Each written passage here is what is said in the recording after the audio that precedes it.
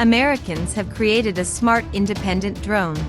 The United States Navy is preparing to test a stealth aircraft controlled by artificial intelligence.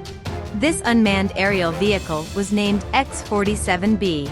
Its development began 5 years ago. It has the ability to take to the air, perform assigned tasks and return back with little operator intervention. The novelty differs from the existing analogs in higher independence. The device can easily be operated without a remote control.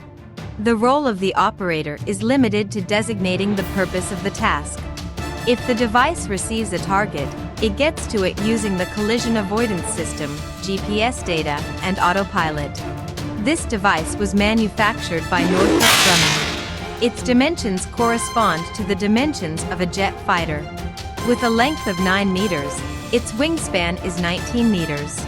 It should be noted that the prototype still does not have military equipment, although it provides compartments for its installation. It will be reconnaissance equipment and weapons. The fact that there will be no pilot in the cockpit means that the device does not require systems that provide life. At one gas station, the device is capable to fly about 6 hours. This time is enough for the plane to cover 3,000 kilometers with 2 tons of bombs.